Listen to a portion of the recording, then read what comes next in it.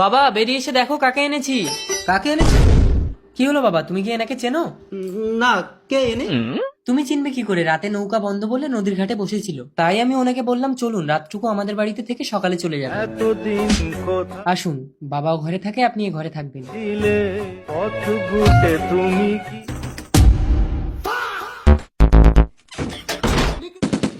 কোন লজ্জায় তুমি আবার এ বাড়িতে এসছো? মনে পড়ে তোমার আজ থেকে 20 বছর আগে ছেলে জন্মানোর সাথে সাথে আমার কাছে ফেলে দিয়ে তুমি এ বাড়ি ছেড়ে পালিয়ে গেছিলে। আর সেই ছেলের হাত ধরে এ বাড়িতে আসতে তোমার লজ্জা করলো না? দয়া করে চুপ করো, ছেলে জানতে পারলে আমাকে খারাপ ভাববে। এখন ছেলে জানতে পারলে খারাপ ভাববে না? চুপচাপ রাতটুকু কাটিয়ে সকাল হলে চলে যাবে। আমি এত রাতে তোমার ঘরে ঢুকেছি, ছেলে জানতে পারলে আমাকে খারাপ ভাববে।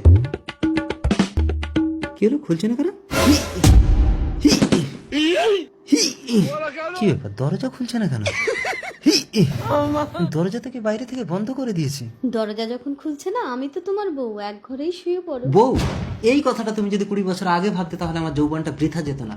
আরে তুমি তো যৌবন যেখানে সেখানে মিটিয়ে নিতে পারবে, কিন্তু আমার কথাটা একবার ভেবেছো? আজ তোমাকে একটা গোপন কথা বলবো। বলো। ছেলে যখন পেটে ছিল, এক ফকির বাবা আমাকে বলেছিল ছেলের 20 বছর না হলে আমি ওর মুখ দেখতে পারবো না, তাহলেও মারা যাবে। তাই আমি তোমাকে ছেড়ে চলে গেছিলাম। সকাল হয়ে গেছে। কোথায় যাচ্ছ? সকাল হয়ে গেছে, এবার আমি যাই। যদি যেতে না চাও তাহলে থেকে যেতে পারো। আমি থাকতে চাই। মা, খিদে লেগেছে, রান্না করো।